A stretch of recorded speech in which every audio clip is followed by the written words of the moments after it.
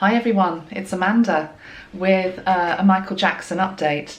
Very divinely timed actually, because last night I went to a concert by Navi Charles. Those of you that are real MJ fans will know that Navi Charles is a Trinidadian born Michael Jackson tribute artist who's based in England. And I went to see him because he was in my town, literally up the road from where I live. And so I thought, yeah, I'm going to go to that and I'm going to support Michael through this man, Navi. If you've just stumbled onto my video, I have done 5 other videos on Michael. Just look back through my channel and you'll see the journey that we took before leaving Neverland, during leaving Neverland, and then after. Although I haven't actually come on and talked about Michael for a while, so I just thought today had to be the day to do it, because there's been a few things that I wanted to say anyway, but I'm so in the spirit of his energy from last night's show. I will just say that this guy in particular, he's called Navi Charles, and he's really interesting. You can look up, he's got an official website, so you can look up who he is. Some of you might have been lucky enough to have seen him live. And calling him a tribute artist, which is, I know what he is, but it really in many ways isn't what he is. Because as I sat there last night, and absolutely I felt Michael Jackson's energy in that theatre, which was packed out by the way, but I'll come to that in a moment.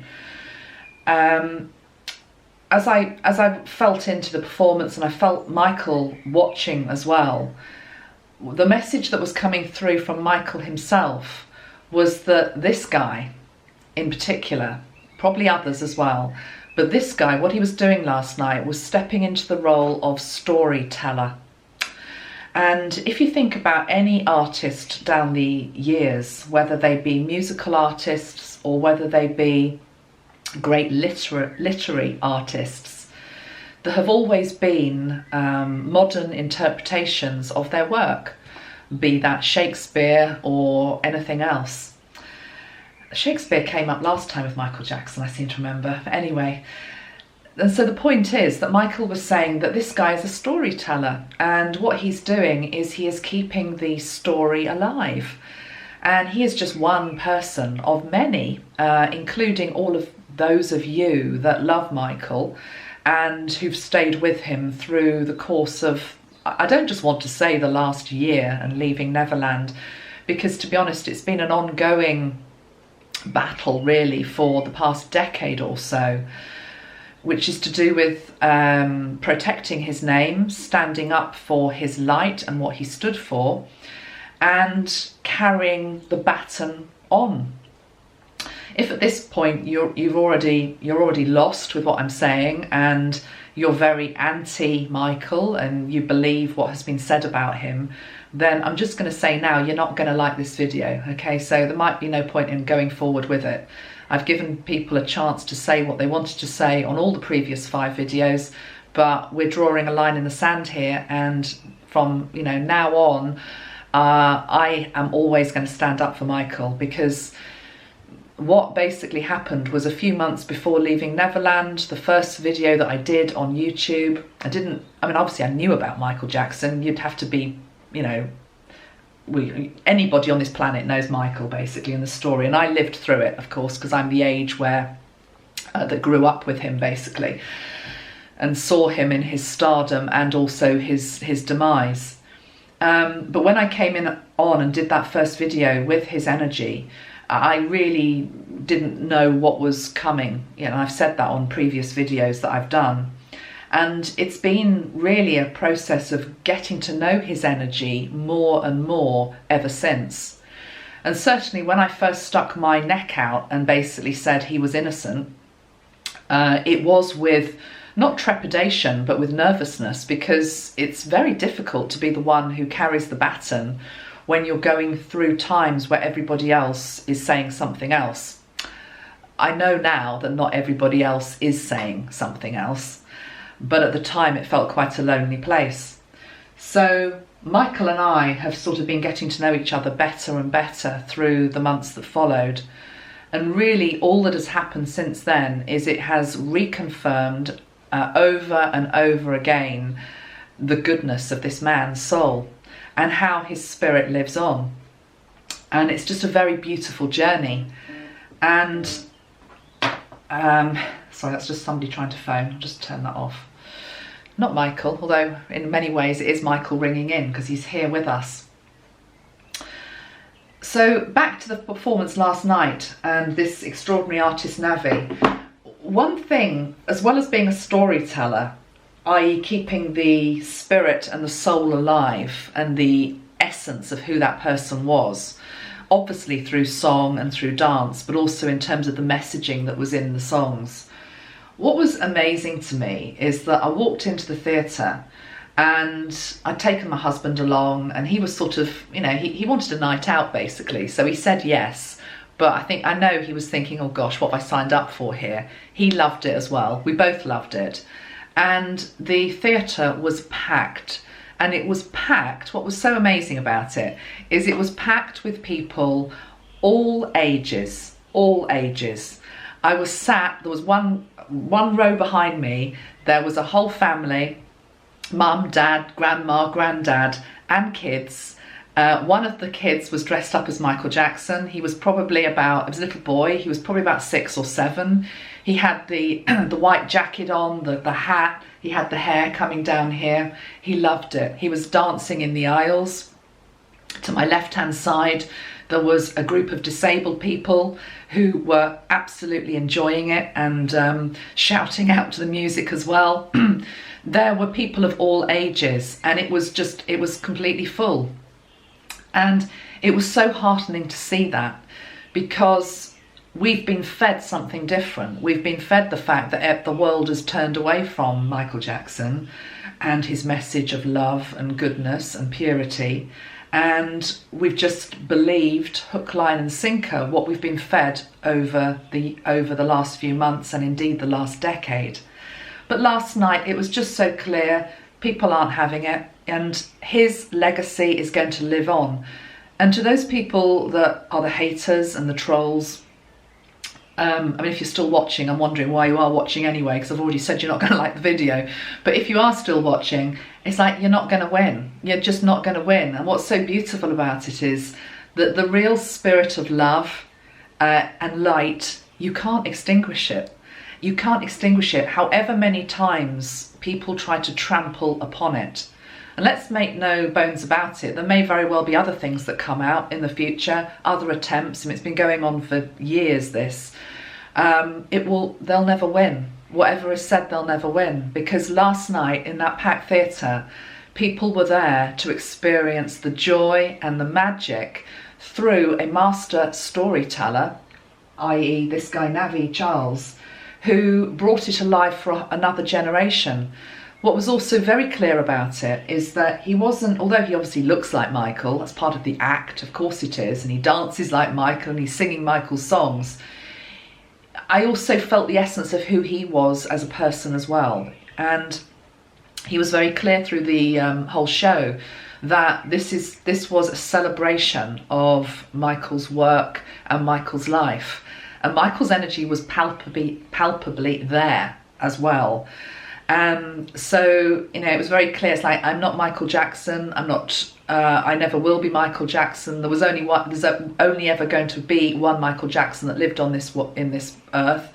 I am celebrating this guy's life, and he did it superbly well. So it's like, shout out to Navi, get behind him. And if you're lucky enough to be, particularly in the UK where he's on tour at the moment, go and see him. He's great. You'll have a great time and you'll come out with a big smile on your face. The couple of moments where I particularly felt Michael's energy were when he did Billie Jean and when he did Man in the Mirror. Those two in particular.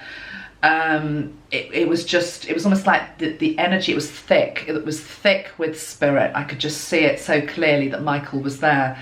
And the other very interesting observation for me as a sort of intuitive channel is I was just sitting back enjoying the show, but I knew I would come on and say something. And I expected Michael's energy to be right there on the stage. And although it was, really where I felt him the most was actually in the audience. And there were two reasons for that. Firstly, he was in the audience because he was always about his fans and wanting to honour his fans and the people that have stood by him. So he was very much there in the audience with them, watching. It was also because I felt he was honouring the storyteller that was before us and was actually enjoying the show himself. But it was very clear that at those 2 points, particularly with Billie Jean, Thriller as well a little bit, but particularly Billie Jean and Man in the Mirror, it was as though the spirit of Michael that was sitting with the audience, it's like, no, I can't stop, I've got to now go on the stage. And at those moments in particular, the performance just went up to a different level. So it was really beautiful. It was a lovely, lovely time. I also just thought, I'm going to have a little look at the numerology here, because I do know that Navi was somebody who had met Michael, who had performed for Michael as well. So this is somebody who had a direct link to him, as had the guitarist who was also there, a lady whose name I'll pull up in a moment so I can remember who she is. Sorry, I haven't got it on the top of my mind at the moment. Let's just put Tor in and it'll come up. But yeah, they'd met him. She certainly had worked with him, and so there was this direct link to them. But certainly the numerology is interesting, because Michael Jackson, I made a mistake actually in one of the videos I did on Michael, because I think I said he was a 7 he comes out as a 7 numerological number in terms of his soul number, but he's actually a 6, so I got that a little bit wrong. Which actually, I mean, they both made sense, but 6 is linked to the planet Venus, and Venus is the planet of love. And in terms of colour, the number 6 links to pink, which is linked into love again. It's also linked into childhood. It's linked into nurturing and nourishing, that sort of energy. And but anyway, Michael was born on the 29th of August 1958. He comes out as a 6. But he was born on the 29th. Navi Charles, when you look at his numerology, he was born the 4th of February 1976. He comes out as a 2911. Those of you that understand numerology, hopefully you're understanding the flow of where I'm going. So that 29 energy is in both of their energy signatures. And I wasn't surprised to see that, because it's almost as though there was some sort of soul agreement, whereby it's not that he handed the baton on to Navi in terms of be me, it was more keep telling my stories. And that's what this guy's doing so beautifully. So what's the lady's name, the guitarist?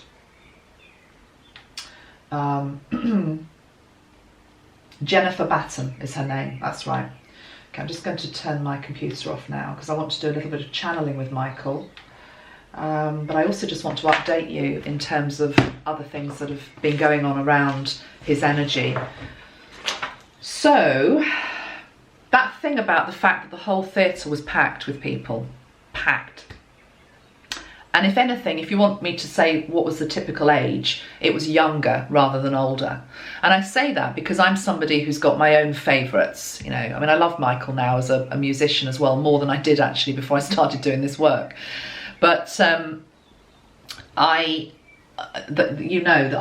you that follow me know that I've always been a Soft Cell fan. Okay, so it's just my little thing. And I followed them since 1981. And I go and see Mark Armour pretty much wherever he is, when I can anyway. And I've been doing that for, decades. But the point is that when you go to one of his concerts, you look around and most of the people there are my age group. They're people that grew up in the 80s. They are people that lived through that era, and we've all got a little bit greyer, a little bit more wrinkly. The guys are going a little bit balder, but we're all having a great time still, and we're just fans. We're super fans. What was interesting with Michael is it wasn't just people who were there in 1980, whatever. It was as I keep saying, it was all generations. It was family entertainment. And that is what tells me you're never going to kill this guy's energy. It's just never going to die. So MJ fans that are watching me, be assured of that. I just felt it 100% last night. There is nothing they can do to put out this guy's flame. And I've got a quote here that is from Malcolm X, actually. Printed it out a while ago, and it links in. This is the quote. Okay, it's a very famous quote, Malcolm X. And this is what he said decades ago. He says, the media is the most powerful entity on earth. They have the power to make the innocent guilty and to make the guilty innocent. And that's power, because they control the minds of the masses. How astute was that? How astute was that? And last night, indeed, Navi talked about that at one point. How dangerous it is now that we're entering this territory where anybody can say anything about anybody. And with the media behind you, with the full onslaught of the media, you can bring anybody down. But that's the beauty of it. You can't really. When they're coming from the right place and they're coming from light, you can beat that person down, but they will always spring back up again. And I do know that Michael has taken a battering, as you do, and I want to show you something. So this is for those of you that have watched the other videos. Do you remember, I think it was the first video, I talked about the butterfly necklace that he told me to go and get to wear to link to his energy. And it's a necklace that I bought myself as a little girl when I was about, I don't know, 11, from a butterfly farm, which no longer exists actually. And he told me to put it on and wear it. And a lot of you commented on how pretty it was. And this has been sitting on this photograph of Michael, which has been in my room pretty much ever since I channeled him. Just almost like it's my link, you know, it's my link to him. And I went to put the necklace on today, and can you see one of the wings is damaged? And straight away I saw that the wing was damaged, and I thought, oh no, oh no. And instantly, of course, you think something negative. You think, oh no, what does that mean? Straight away, Michael said to me, he said, love the damaged butterfly. He said, because we're all a little bit damaged, and we've all been a little bit hammered by life. He was hammered by life. He's been hammered in death as well, and he still is being. But the point is, the butterfly is still beautiful, even without its little bit of glitter there. So even though I might not wear that again, it's absolutely going to always sit there with Michael. But the point was, love the bits of us that are bruised and that are battered and that have taken a bit of a beating, and don't push that away. You know, just love the broken bits of ourselves.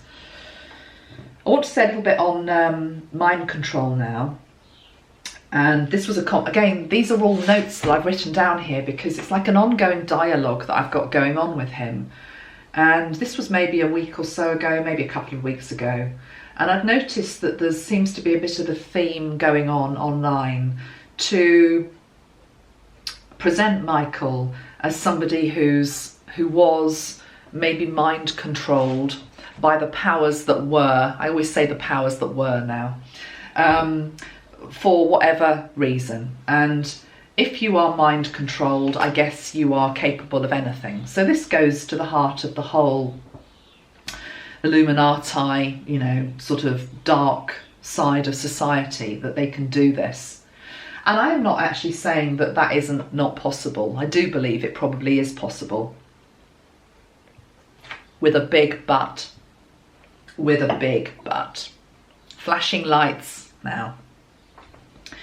What Michael said to me very clearly to like rebut those allegations straight away that are coming through from a few people is that those people that basically say somebody like him is mind controlled, he says, where is God in that?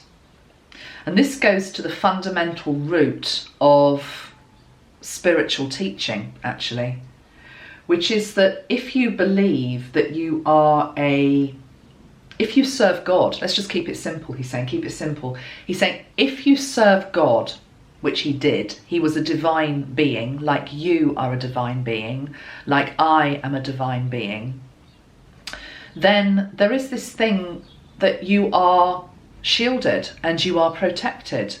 If you have the Godhead within you, you are protected. Doesn't mean that you can be stupid and flagrantly disregard some aspects of life where you easily could be damaged.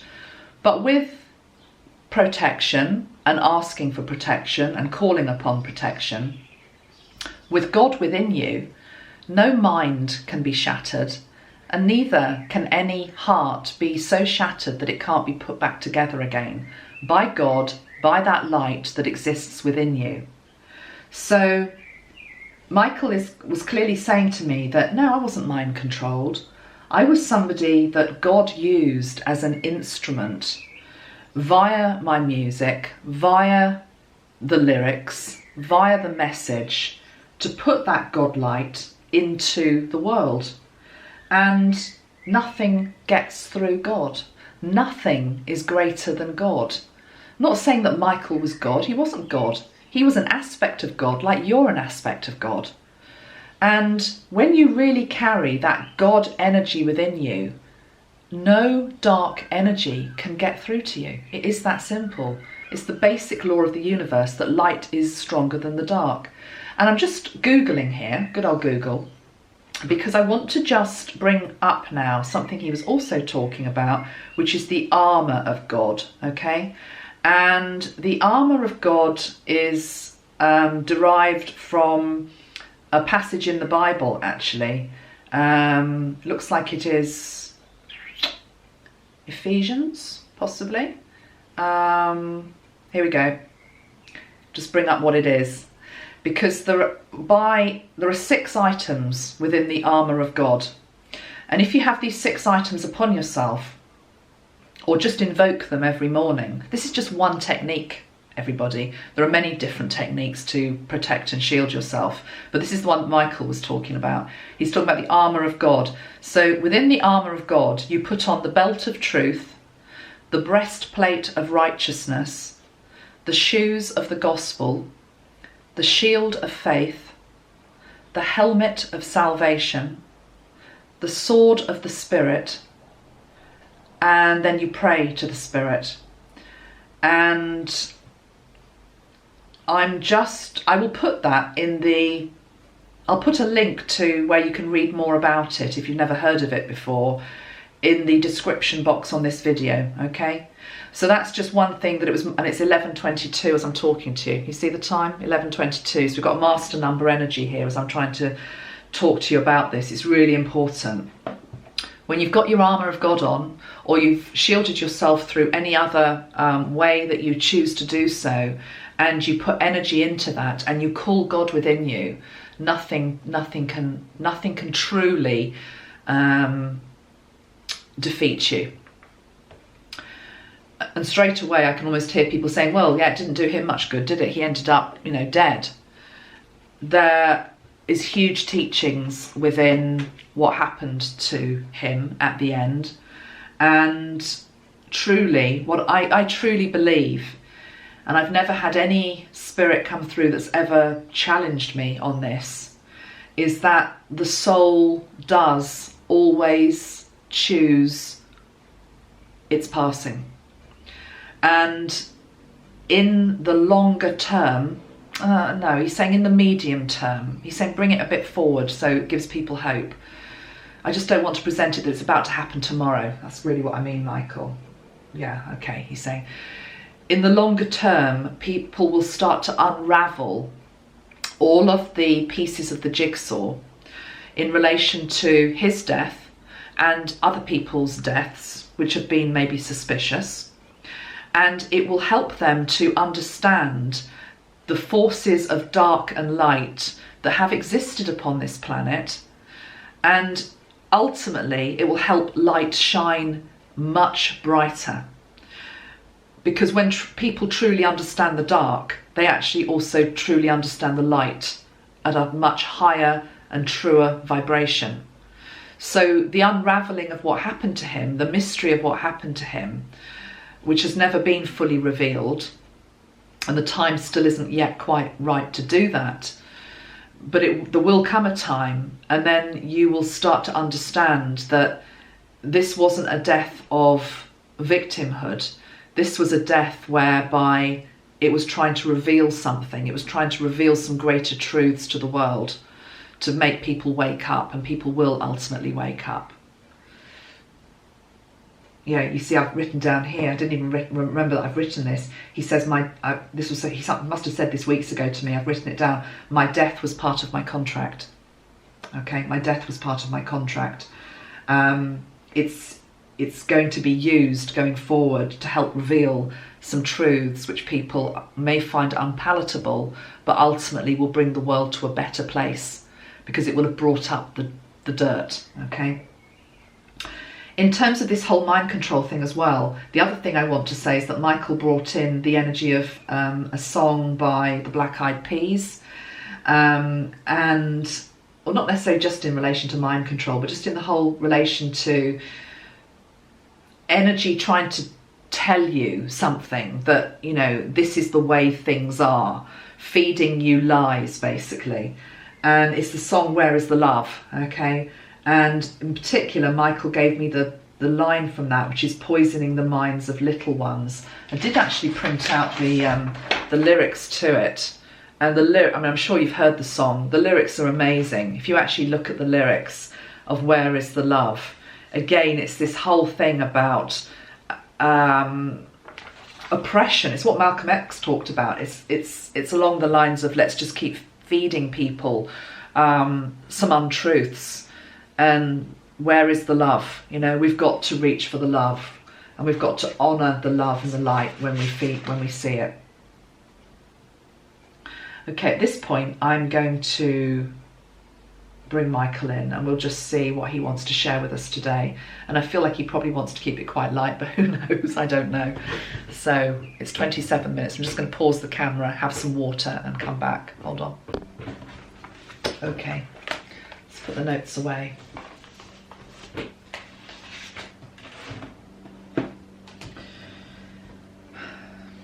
Michael. I'm just spraying the rainbow bridge, which I do just to help me bring anybody through. But I know now that Michael is the one that's coming to speak to us today. As an aeroplane goes over the house, can you hear that? He's coming in.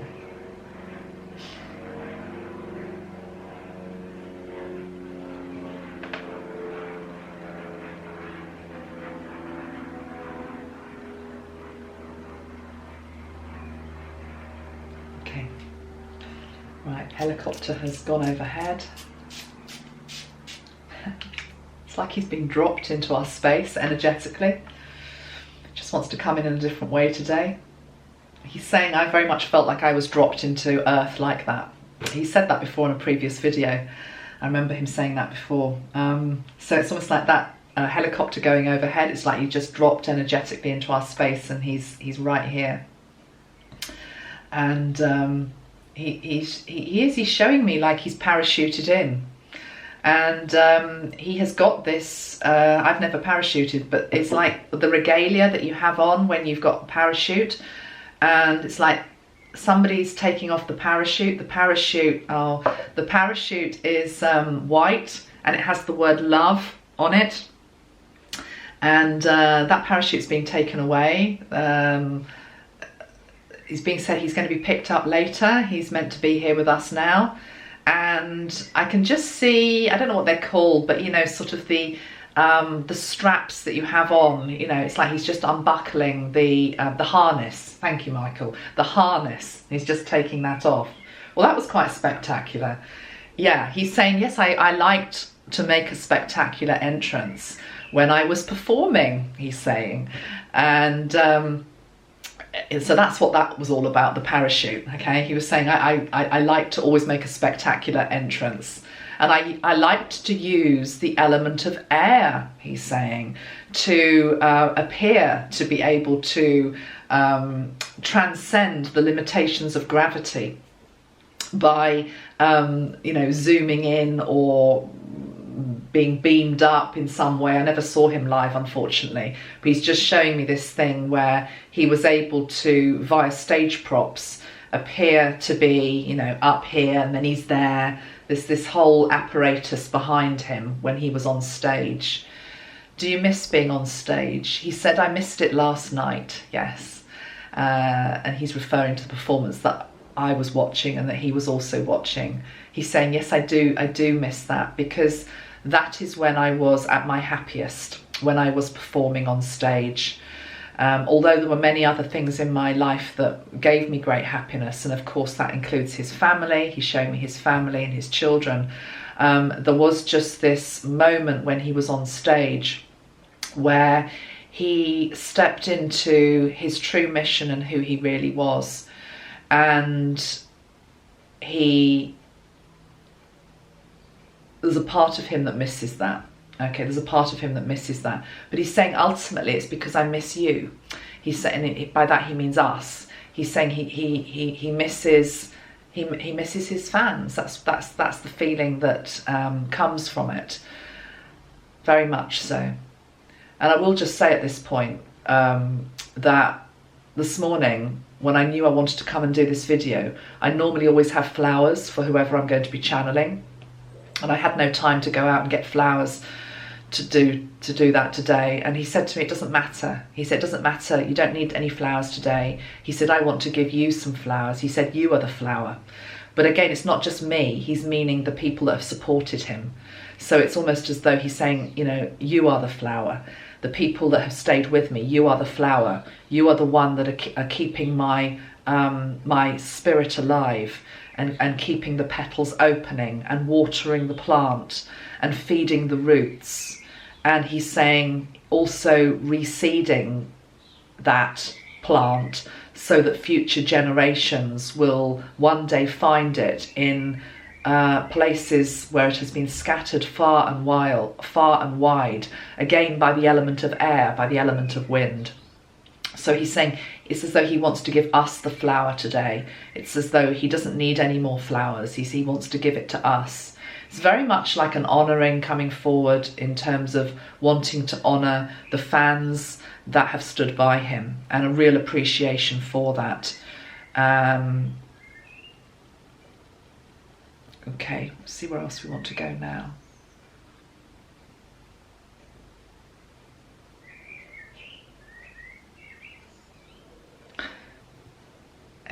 It's like he's having a conversation. He's saying to me, so did you enjoy the concert last night?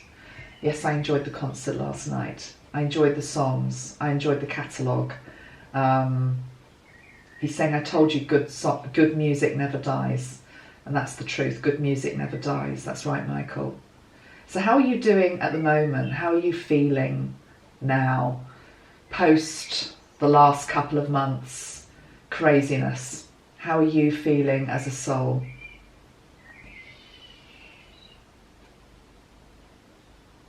I'm feeling complete, is what he's wanting to say. I'm feeling complete.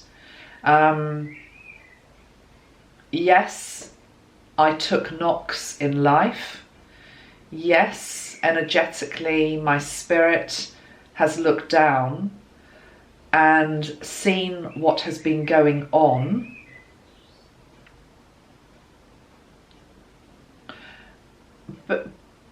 But yet I just get this energy feeling from him, and he's showing me it's just like he took a step back.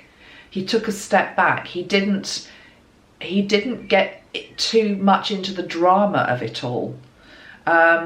He knew it would pass, very much like, again, he's showing me the energy of air, like the wind, it comes and goes. And the wind can bring in turmoil and trouble, and then the wind can die down and the wind can cleanse, and then the dust can be swept away, and then there can just be that space, almost as though it came in and it did its thing and then it went, and then it's almost as though it never happened. And that's what I'm being shown in terms of time, decades hence. It's as though there is no long-term lasting damage. And that's why he was able to step back, because he already knows that the seeds of his energy and his light and his music and his message, it is going to live on. He's seen the higher perspective, he's seen the bigger vision, and whatever is happening down here at ground level now, it is playing out this drama which some people are having to respond to, and he thanks people that have responded and stood up for him. But he knows ultimately that this that it comes good is the only way I can put it. He's showing me, who is he showing me?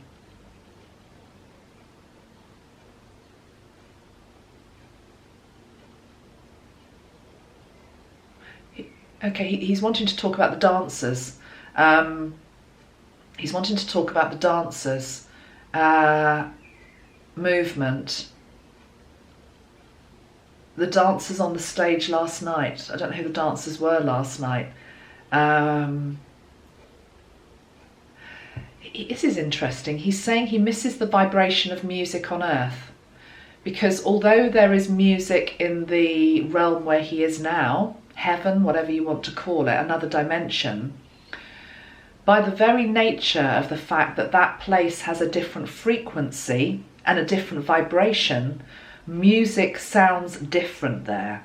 Yes, it sounds beautiful and he enjoys it and he still makes music there, but there is something about the vibration of music on earth which by nature is denser and has a heavier beat, which cannot be replicated on any other planet or any other dimensional reality. He's saying Earth, because Earth does have, and he's not meaning to be rude, but Earth has a denser vibrational energy than other planets. He's saying music sounds very different there. And it's not that it's better or worse, it's just different. And so therefore, when he hears the vibration of music on Earth, it takes him back to this place where, I mean, it's like he's saying, I really dug that groove. So, sort of that's his language. It's sort of like he really dug the fact that it sounded as it did on Earth. And you can't replicate it in exactly the same way where he is now.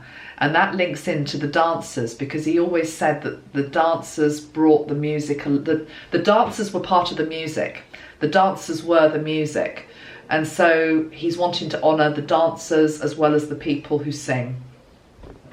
And celebrate that. Celebrate the dancers. Celebrate the people who dance through life. Celebrate the people who are able to weave through life with light feet, even in times of challenge and turmoil and difficulty.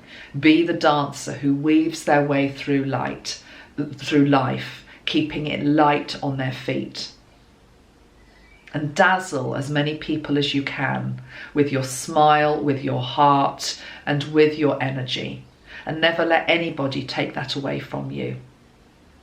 That gift that you have to do good, to add to the beauty of this earth, to shine as one of God's soldiers, as I tried to do, and as many of you do.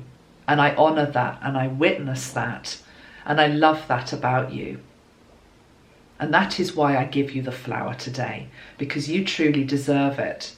Where I am now is in a place which is of a different frequency vibration, and yes, it is easier.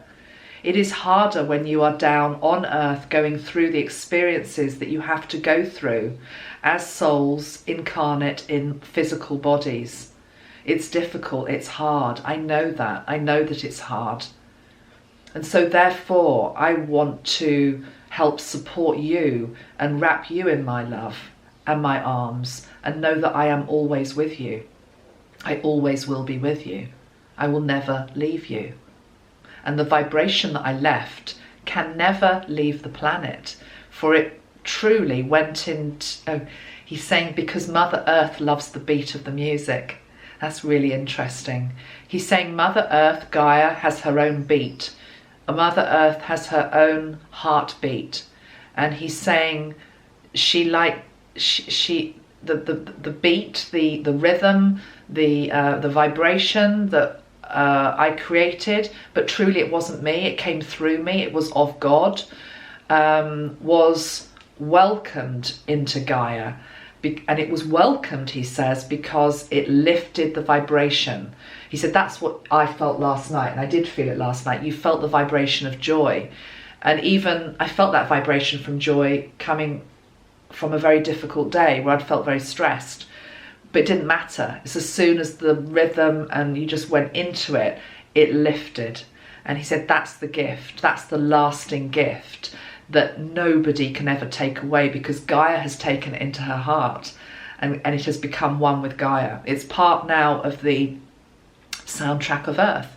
And he's saying this does not come from ego. He says there are many other great artists, not just of music, but of literacy and of many other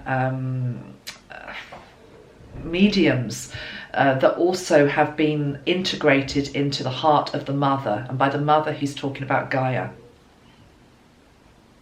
Interesting. Okay. I understand. I get it. I'd like to ask you a few questions now, Michael. And one of the questions I'd like to ask you is about Archangel Michael. So you share the name Archangel Michael, and I know that there was an affinity between the two of you in life, and I would just like to ask you about your experiences with Archangel Michael. Oh, he is a mighty warrior angel. Michael Jackson is showing me Archangel Michael, and he's just huge. He's vast. He is he's strong. We know he's strong, but he's presenting him to me in terms of, it's like it's not a willowy strength, it's like rock solid. Let me just spray the Archangel Michael energy around myself as well. Let's just talk about Archangel Michael. He's saying use a couple of cards, okay? All right, I've got this deck of cards. They were sent to me. And it's the Archangel Michael, Archangel Michael's Sword and Shield Oracle by Michelle Newton, okay? So let's see what messages we have here. I feel very strongly that Michael Jackson had a very strong angelic, I want to say DNA, because to be perfectly honest with you, I feel as though many of us are walking around as earth angels. Many of us have a composition within us which is angelic in nature. We literally have the angelic, we have an angelic composition. And so again, going back to this whole thing about what somebody can do to you, nobody can do anything to you if you're holding an angelic, if you're holding angelic codes within you. Now, he held a very strong angelic code, and it was the angelic code of Archangel Michael. I loved Michael, he says, yeah. Pull 3 cards. Let's talk about whatever they show, okay. 3 cards.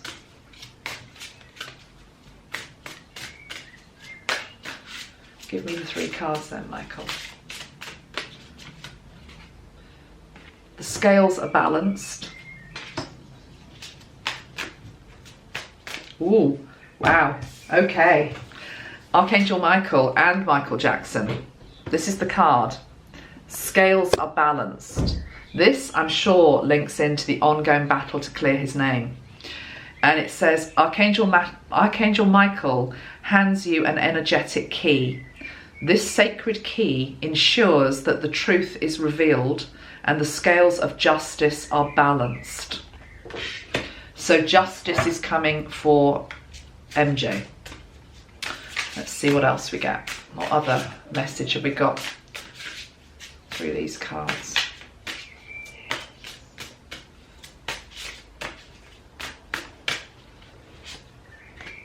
Strong shoes. It's interesting because one of the pieces of the armour of God linked into shoes. And here we've got strong shoes, protection of self. And it says, Archangel Michael has a gift for you, a new pair of shoes Visualize yourself wearing them when you require extra strength, courage and protection. And straight away I'm being shown the energy of, this is like a really strong, like a Doc Martin type boot. It's not, I mean, I went out in a ridiculous pair of shoes last night. They hurt my feet to hell. They were strappy. They didn't give my feet any support. This is like the total opposite to that. This is like a boot, but it's got like a really thick rubber sole on it. And it's like this energy of the soldier. You know, we are soldiers of light. Those that are still standing up for Michael and believing in him, there is a fight going on here. Make no mistake about it. There's a fight between the dark and the light. And therefore, what is the first thing you need as a soldier of light? You need strong shoes. Okay, you need strong shoes. Right, let's have a third card.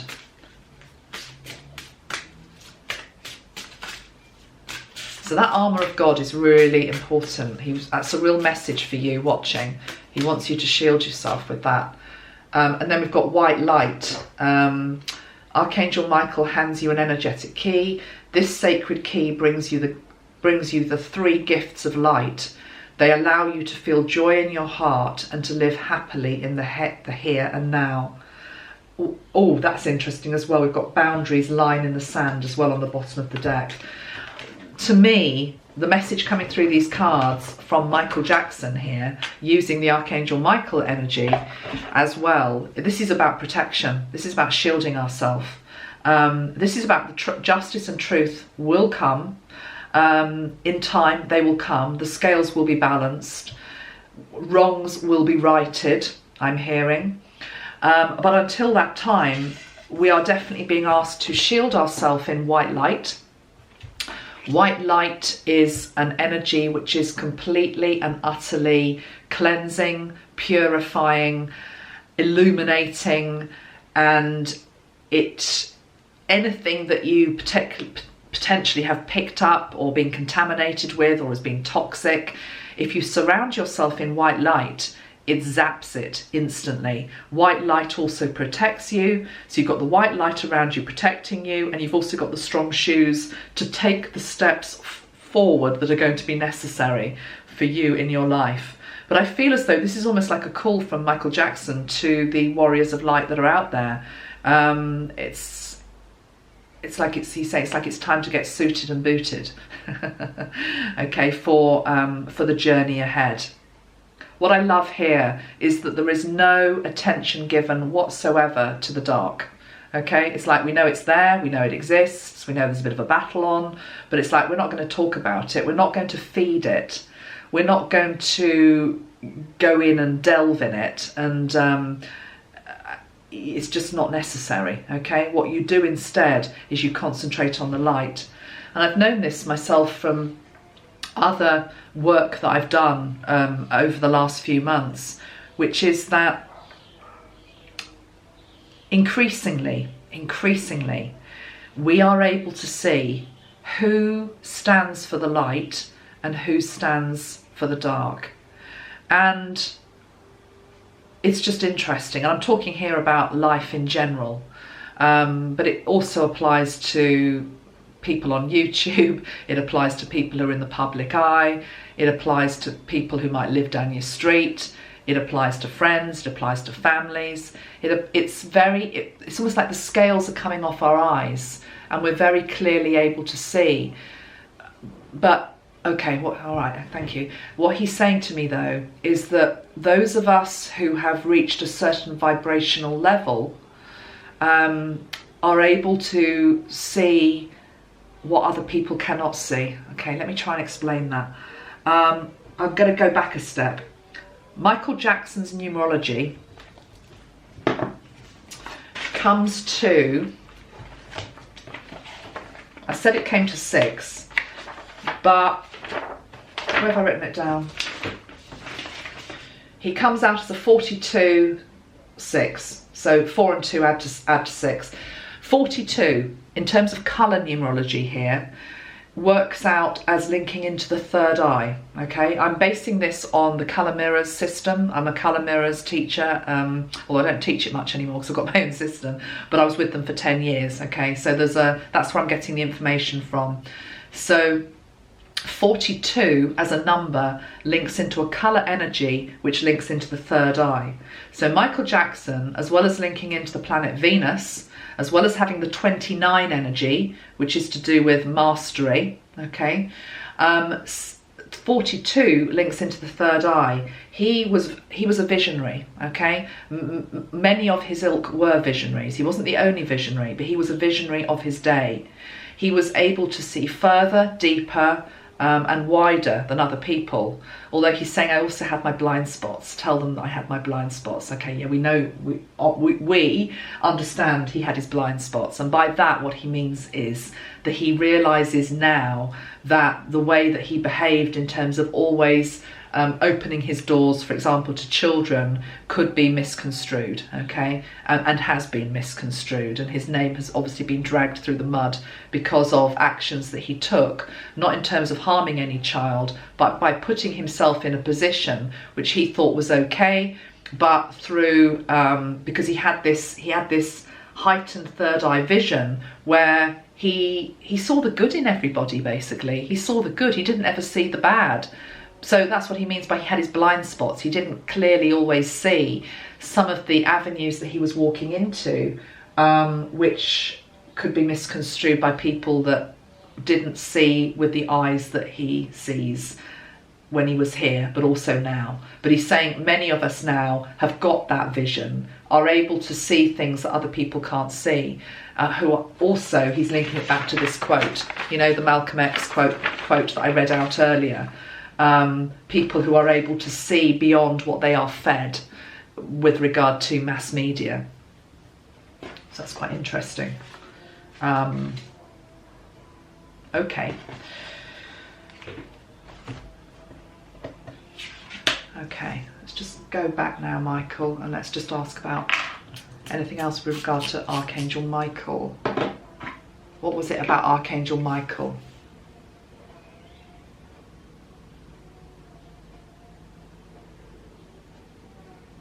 He's saying Archangel Michael is within the Holy Scriptures. I still feel from him, just want to make sure I'm right in saying this, I'm still feeling as though I'm wanting to say that some of the other archangels are still not as familiar to him.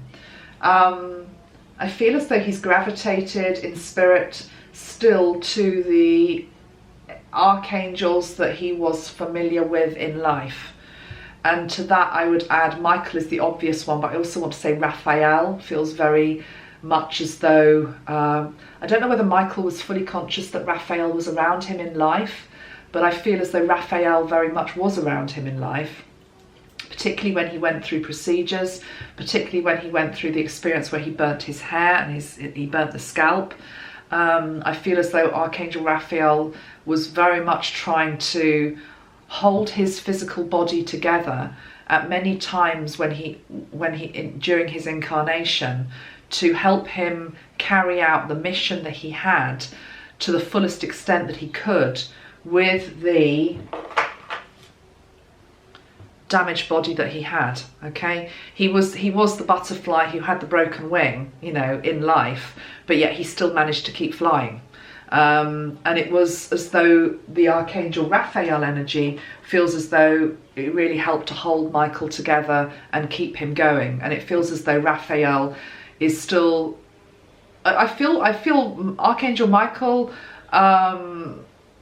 okay, oh, okay, sorry guys, I'm just trying to tune into what I'm seeing. I'm seeing three angels around Michael Jackson. I'm seeing Archangel Michael on his right hand side, who's coming in with the blue ray, very, very strong. And I'm seeing Archangel Raphael on the left hand side, and I am seeing the energy of Metatron overlighting the whole thing as well. There's also Gabriel as well. Okay, there's actually Gabriel is also above, so there's four in fact. No, Gabriel's not above, Gabriel's below. Okay, Metatron at the top of Michael Jackson, Archangel Michael on his right hand side, Archangel Raphael on his left hand side, Gabriel underneath him. And the reason why Gabriel is underneath him is because it's linked into the steps that Michael Jackson had to walk in life and still walks in spirit, which is all about children. It was always about the children. It was always about trying to help the children. If he had lived, a foundation for children is what I'm being shown. A worldwide foundation for children that could have done so much good work. That must be so frustrating to see that, Michael. Is it? He's saying no because other people still carry on the baton. I did what I was meant to do in that one lifetime. Nobody can do everything. I realise that. He's saying I tried very hard to help the children of the world. He's saying I would have jumped on any plane, to have gone anywhere, to have helped any child in need if I had been called to.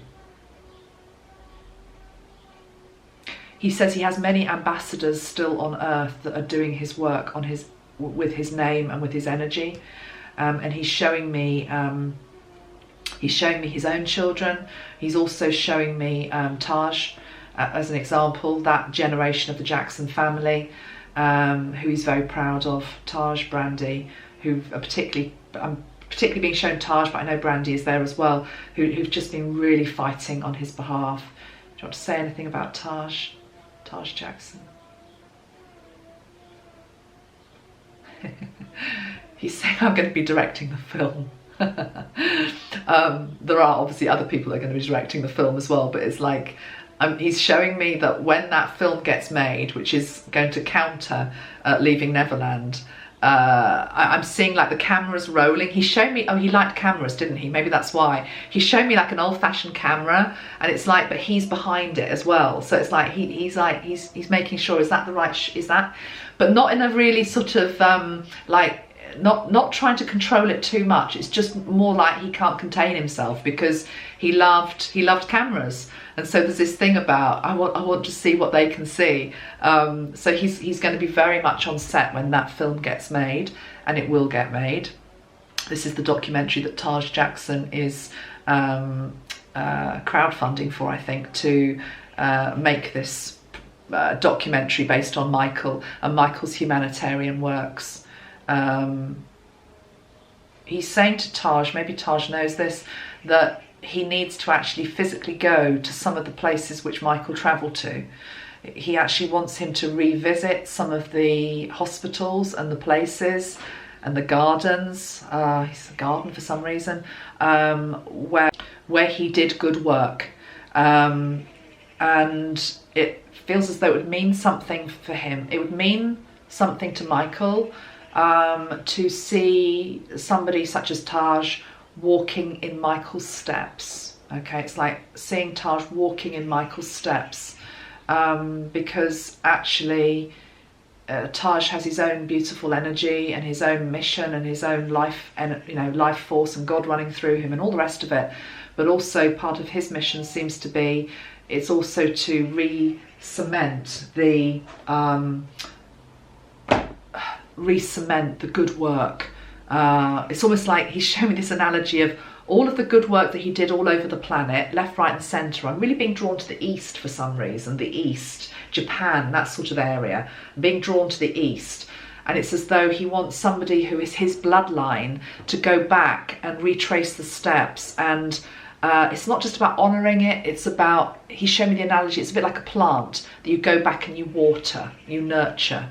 So for some reason that's just a message for Taj. So I do want to say at this point, I really respect Taj Jackson. Okay, just coming out of channeling now, just as this is me, Amanda, speaking. I think he's doing such good work. So I would also like those of you that are with me on the same page with regard to Michael Jackson to send white light to Taj, and to indeed any of his family that need it, but particularly the ones who are being the spokespeople to help preserve the light. Okay, keep that flame burning bright. Brandy as well, of course. All right, let me just shut the window, there's a bit of noise.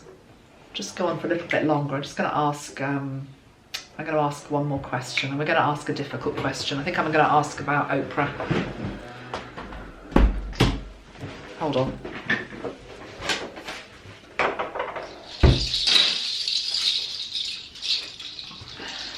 So, he's just told me to get these. These were hanging up in my window. This clears energy. Okay, this clears energy.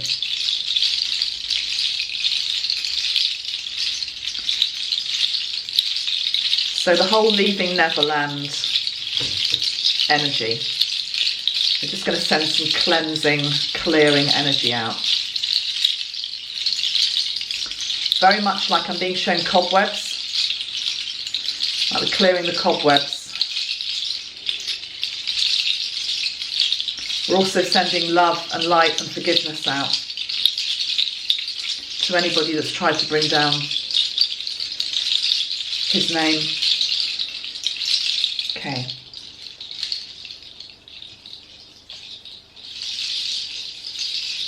I don't know why I'm needing those, but I'm just needing those. Okay. Oprah.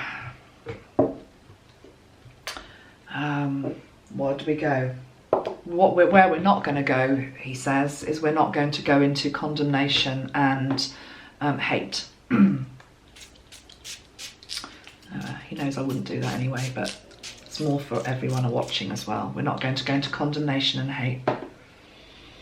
Every person plays their part in revealing a grander truth eventually. Pull a card for Oprah, he's saying. Okay.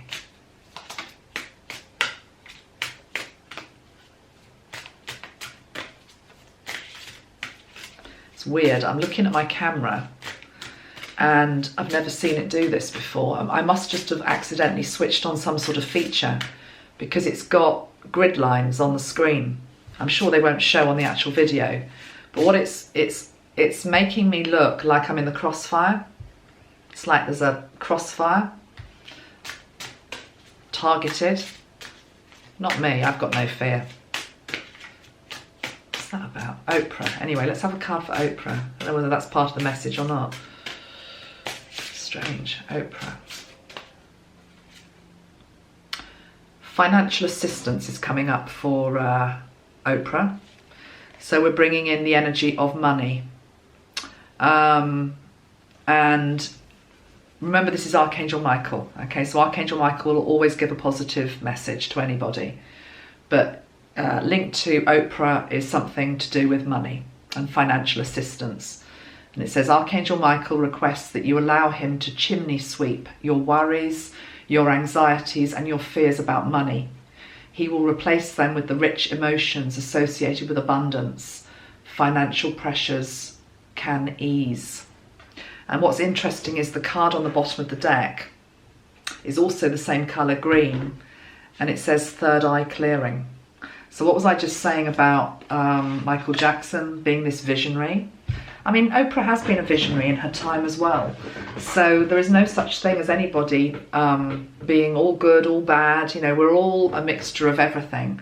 And I'm not going to come on here and slam Oprah Winfrey. I have my own personal feelings about her, but I'm not going to do that. I wouldn't do that out of respect to Michael either. But I am just noting that we've got cards coming up linked to her, which are to do with money, needing some sort of financial assistance.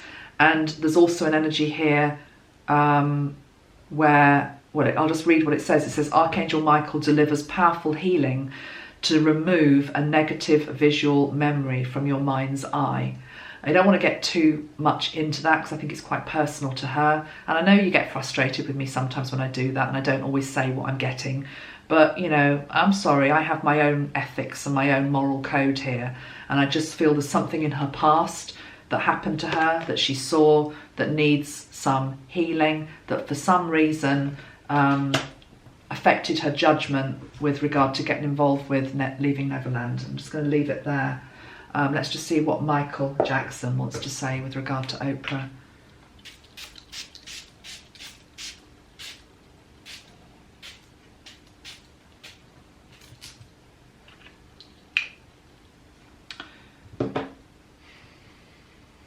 Michael Jackson, what do you feel about Oprah Winfrey? How do you feel? What's your feelings? Just show me anything. He's shown me a cornered animal. He's shown me a cornered animal. And actually he's shown me, it's interesting because he's shown me a cornered lioness. I've got a lioness here on my desk. It's actually a crystal that links me into the Heart Squad energy, Michael being one of the Heart Squad. It's a rose quartz. And it's quite interesting actually because it's a beautiful crystal, but you might not be able to see it properly, but it's got quite a fierce face. You know, it's a lion that's really like, you know, it's really, well, it looked quite scary then. It's really going for it. And of course, lionesses do that when they are cornered. And I think he's showing me her as a lioness because it's also acknowledging that she could be a force for good and has been a force for good in the world. But for some reason at the moment, she is feeling cornered. She's feeling trapped. And he's showing me that. It's almost like, what's that stage musical, Cats? And there's when they all come on dressed as cats, and they sort of do that, and they've got their claws out. But it's very much almost like it's a defense mechanism. So he's just showing me her as being cornered, and he's saying you don't poke a cornered animal. And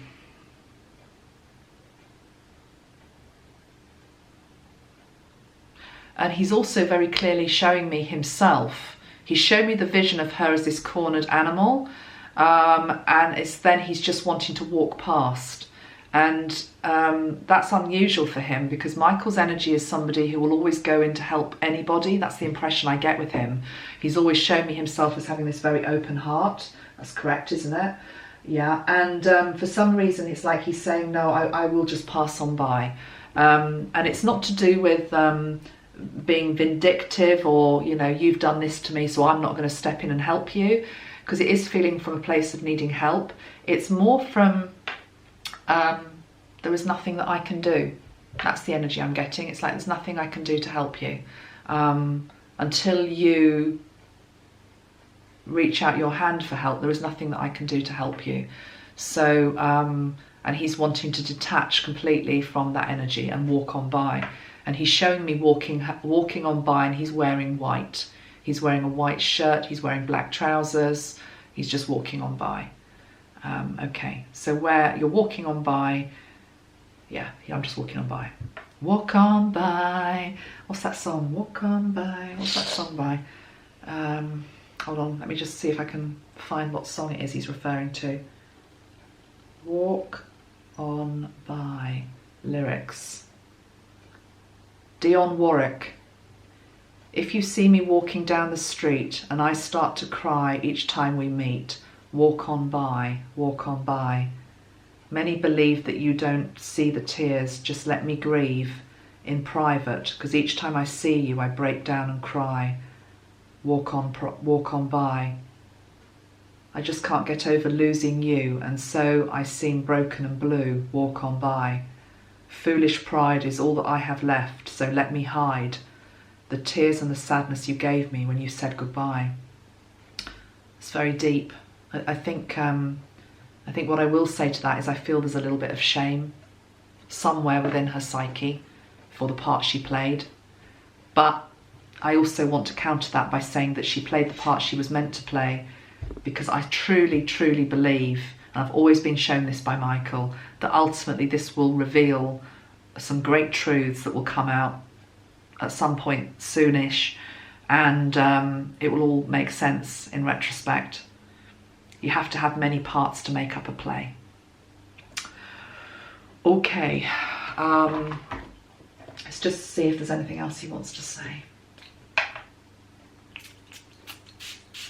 Dionne Warwick's interesting. I don't know if I'm pronouncing her name right. She's been coming to me a little bit recently, Michael, Dionne Warwick. In fact, last night driving back from the concert, her song came on. I was having this discussion with my husband. How do you say her name? Is it Warwick or is it Warwick? And then, I don't know, she's been coming on the radio a few times. So her energy, there's something about Dionne Warwick's energy.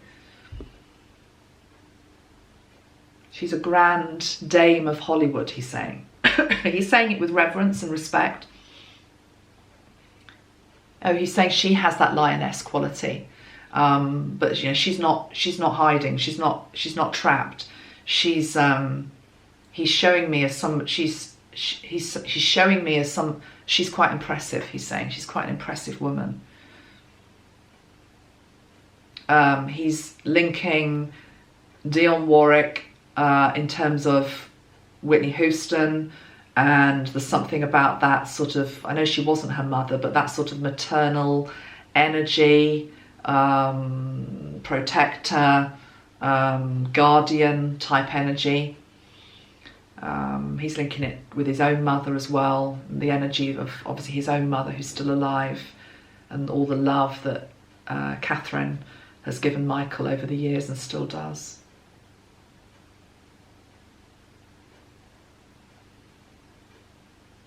Okay. Last comments then, Michael. For today, anyway. He's saying thank you so much for having me back a 6th time.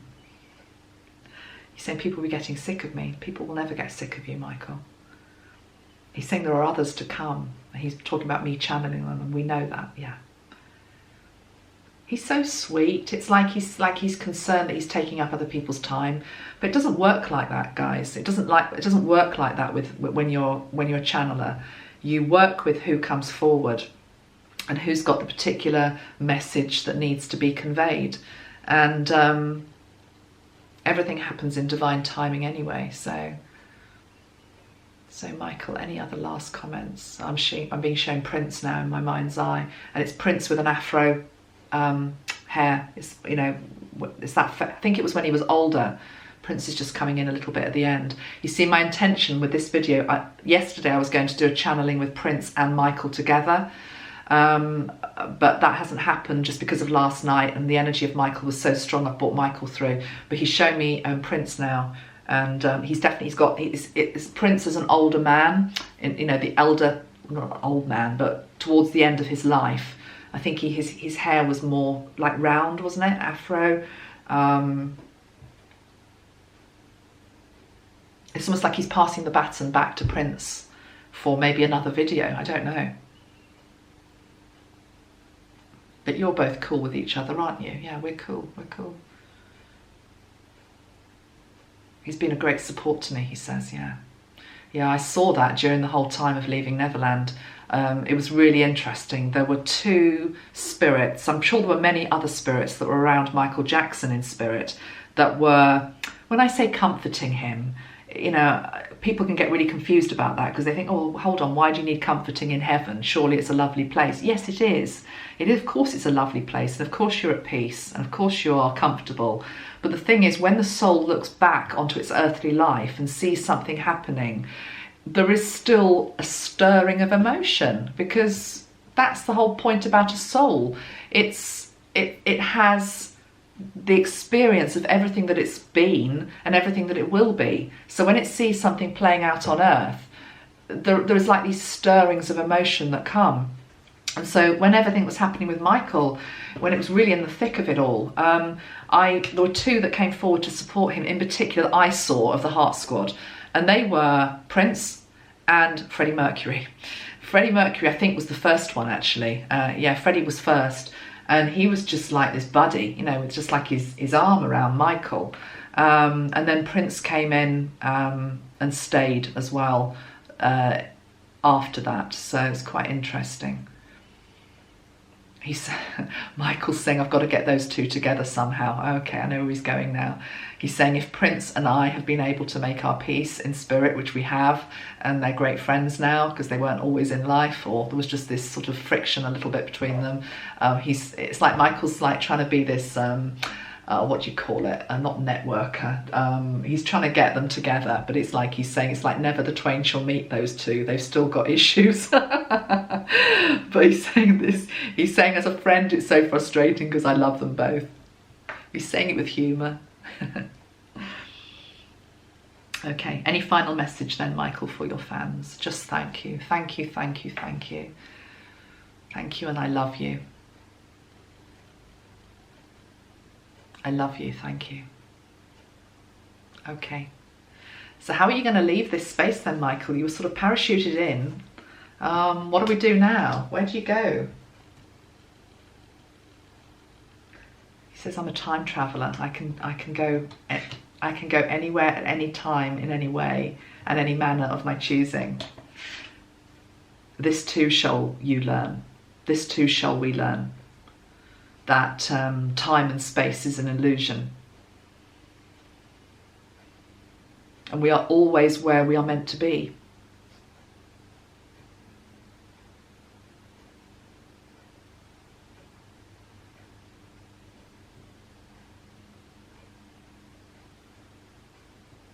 He's saying I'm going to hang around here a bit longer.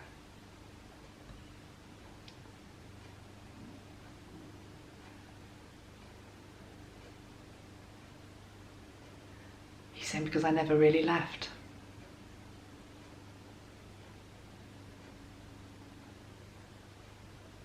And by that he means his energy. His energy never left the planet. What we do in channeling is we just pull it closer to us. But ultimately it never truly left, and there's a seagull flying right across the window. There he goes. When I say he goes, he's leaving my space energetically a little bit so I can just close down. There's an aeroplane taking off just there in the background as well. Single white aeroplane. Thank you, Michael. Thank you for all you gave. Thank you for all you continue to give. Okay. Put your feet down on the earth, those people that are watching. Let's take a nice deep breath in together. And out. Put your armour of God on and go out and have a good day. I hope you enjoyed that. I always enjoy spending time with Michael. Much love to all of you. Oh yeah, very important, 2 things. Firstly, check out Navi and his tour. He's in the UK at the moment. He's English. And the other thing I want to say is that most of you probably, well, not all of you know this. I have got a dedicated Facebook group for Michael Jackson. And it is only for people that want to do the work. It's not a fan group, okay? It's not a group where you can just come on and just put loads of things up yourself. It's run by myself and one of my colleagues, Marina, and we post on it when there are particularly relevant things going on with regard to Michael Jackson. The intention has always also been to do some things that aren't put onto YouTube, okay? Because I've been so busy recently, particularly with my mother, and which is ongoing battle at the moment, I haven't been able to put the time in that I really wanted to that group, but it will happen. At the end of the day, anybody that is a Michael Jackson supporter, you've probably been one for many years, and you know that these things don't just miraculously transform in terms of clearing his name, but that's the intention of the group, to help clear his name energetically using our tools as spiritual warriors of light. So please join us if you want to. The group is called MJ Light Walkers. That is Walker as in WALKERS, MJ Light Walkers. You have to ask to join, and we do kick people out of it if people are disrespectful to Michael, because to be honest, there's a whole internet with many videos where people can go on and do that. This is a dedicated group just with regard to light work and him. But MJ Light Walkers, okay? And also check out the concert, as I say. It was great. I had a great time last night. Much love. I better go now and get on and do a few bits and pieces. Lots of love to everybody. Bye-bye.